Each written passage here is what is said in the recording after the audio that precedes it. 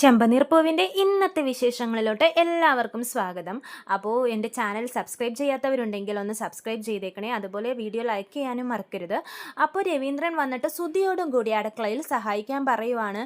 എല്ലാവരും കൂടി ഒത്തുചേർന്ന് എന്തെങ്കിലും ചെയ്യുമ്പോൾ കിട്ടുന്ന സന്തോഷം അത് പറഞ്ഞറിയിക്കാൻ പറ്റാത്തതെന്നാണ് രവീന്ദ്രൻ പറയുന്നത്.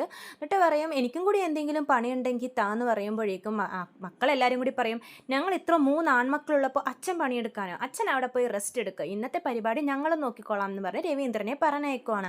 എന്നിട്ട് സുധിയോട് പറയും, നീ ഈ സവാളയൊക്കെ ഒന്ന് അരിഞ്ഞു തരാൻ പറയും നമ്മുടെ സച്ചി. അപ്പോൾ സുധി പറയും, സവാള അരിയാനോ ഞാനോ?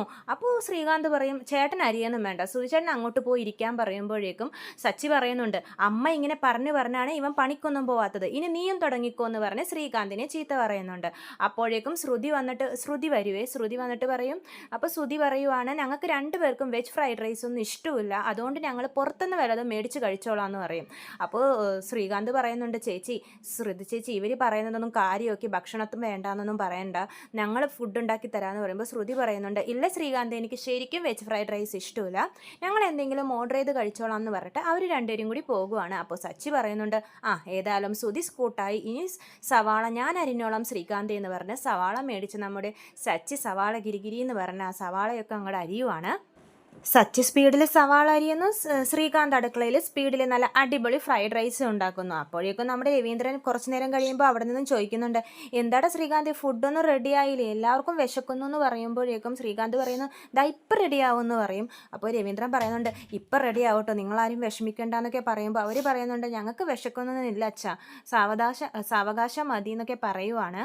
അപ്പോൾ വർഷ പറയുന്നുണ്ട്, ശ്രീകാന്ത് ഉണ്ടാക്കുന്ന ഫുഡൊന്നും നിങ്ങൾ കഴിച്ചിട്ടില്ലല്ലോ, നല്ല അടിപൊളി ഫുഡാണെന്ന് പറയുമ്പോൾ നമ്മുടെ ദേവ് പറയുന്നുണ്ട്, ഞാൻ കഴിച്ചിട്ടുണ്ട് ശ്രീകാന്തേട്ടൻ ഉണ്ടാക്കിയ ഫുഡ്, നല്ല ടേസ്റ്റാന്ന് പറയുമ്പോഴേക്കും കൂടെയുള്ള ചേച്ചിമാരൊക്കെ പറയും, നിങ്ങൾ പറയുന്നത് കേട്ടിട്ട് എനിക്ക് ശ്രീകാന്ത് ഉണ്ടാക്കിയ ഫുഡ് കഴിക്കാൻ കൊതിയാവുന്നു എന്ന് പറയും. ചന്ദ്രയ്ക്ക് ഇതൊക്കെ കേട്ട് നല്ല ദേഷ്യം വരുന്നുണ്ടേ. ചന്ദ്ര പറയുന്നുണ്ട്, ഇവരുടെ പണ്ടാരം പിടിച്ച പൂമാല കെട്ടൽ കാരണം എനിക്കിന്ന് ഉറങ്ങാനും സാധിക്കില്ല എന്ന് തോന്നുന്നു, ഈ വലിയൊരു ഓർഡർ വന്ന കാര്യം നേരത്തെ അറിഞ്ഞിരുന്നെങ്കിൽ ഇവളുടെ ഈ ഓർഡർ ഒന്ന് എങ്ങനെയെങ്കിലും ഒന്ന് ക്യാൻസൽ ചെയ്യിപ്പിച്ച് കളയായിരുന്നു എന്നൊക്കെ ചന്ദ്ര ഇങ്ങനെ മനസ്സിൽ വിചാരിക്കുവാണ്.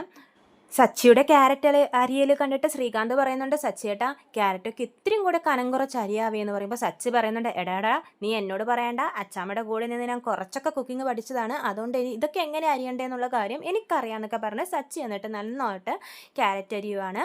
അപ്പോഴേക്കും നമ്മുടെ പിന്നെ കാണിക്കുന്നത് ശ്രുതിയാണെങ്കിൽ കുറേ നേരമായിട്ട് ഫുഡ് ഓർഡർ ചെയ്യാൻ വേണ്ടി നോക്കുന്നു, പക്ഷെ നടക്കുന്നില്ല.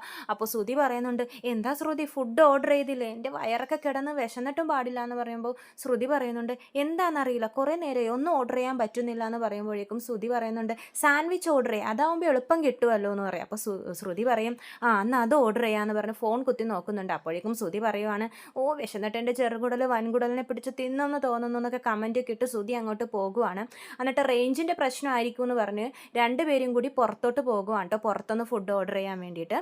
അപ്പോഴേക്കും രവീന്ദ്രൻ പറയും, എടാ നിങ്ങൾ ഈ രാത്രി എങ്ങോട്ടാ? സച്ചിയും ശ്രീകാന്തും കൂടി നല്ല അടിപൊളി ഫ്രൈഡ് റൈസ് ഉണ്ടാക്കുന്നുണ്ട്, അത് കഴിച്ചിട്ട് നിങ്ങൾ അവിടെ വല്ലയിടത്തും പോയി ഇരിക്കാൻ പറയുമ്പോഴേക്കും ശ്രുതിയും പറഞ്ഞ്, ഞങ്ങൾ ഫ്രൈഡ് റൈസ് ഒന്നും കഴിക്കില്ല അച്ഛാന്ന് പറയുമ്പോൾ രവീന്ദ്രൻ പറയുന്നുണ്ട്, സച്ചി ഉണ്ടാക്കിയത് കൊണ്ടായിരിക്കും അല്ലേ എന്ന് പറയുമ്പോഴേക്കും ശ്രുതി പറയും, വാ ശ്രുതി ഇവിടെ റേഞ്ച് ഇല്ല, നമുക്ക് പുറത്ത് പോയി എളുപ്പം ഫുഡ് ഓർഡർ ചെയ്യാമെന്ന് പറഞ്ഞിട്ട് 2 പേരും കൂടി വീണ്ടും പുറത്തോട്ട് പോകുവാണ്.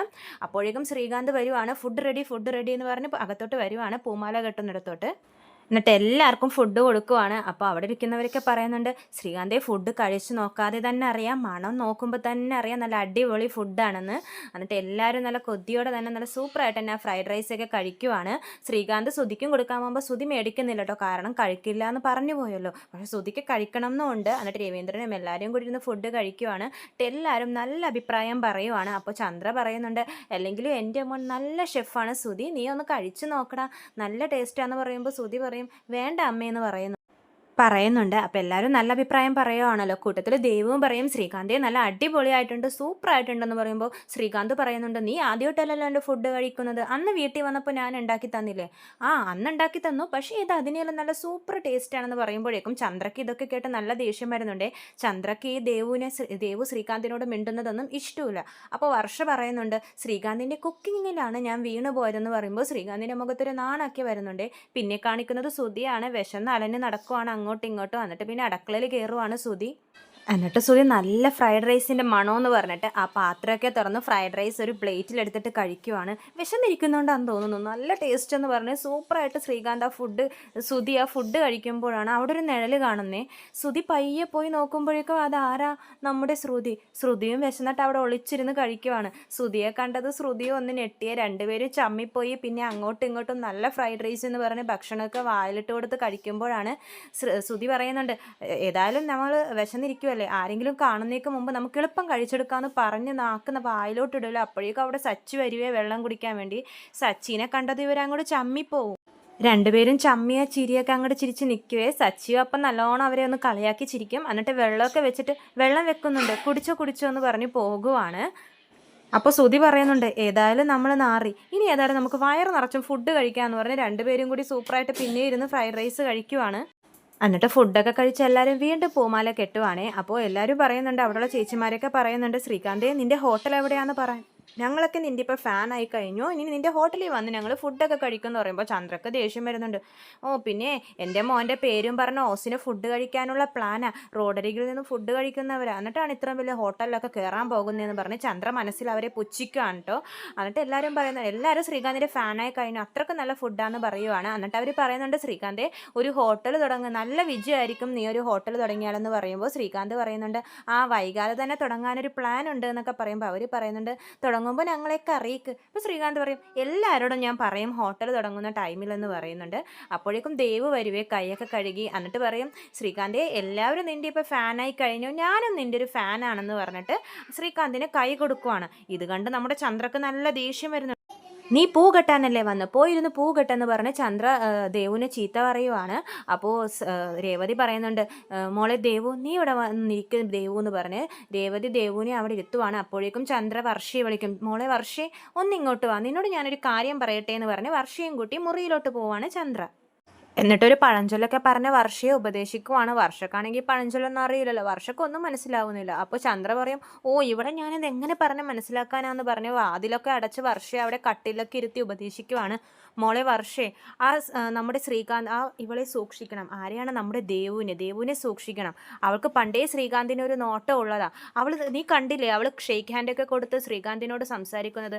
അപ്പോൾ വർഷ പറയും, അത് ശ്രീകാന്ത് ഫുഡ് ഉണ്ടാക്കിയത് നല്ലതായിട്ട് അപ്രിഷ്യേറ്റ് ചെയ്തതല്ലേ. അപ്പോൾ ചന്ദ്ര പറയും, അതെന്തിനാ അപ്രിഷ്യേറ്റ് ചെയ്യുന്നത്, അത് എല്ലാവർക്കും അറിയാവുന്ന കാര്യമല്ലേ, കൈയൊക്കെ പിടിച്ച് പറയേണ്ട കാര്യമുണ്ടോ. അപ്പോൾ വർഷ പറയും, ആൻറ്റി അവർ നല്ല സുഹൃത്തുക്കളാണ്, അതുകൊണ്ട് കുഴപ്പമൊന്നുമില്ല.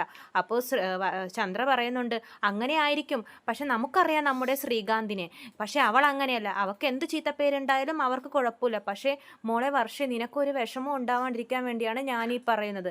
നമുക്കറിയാം അവർ തമ്മിൽ ഒന്നുമില്ലെന്ന്, പക്ഷെ കാണുന്നവരങ്ങനെ വിചാരിക്കില്ലല്ലോ.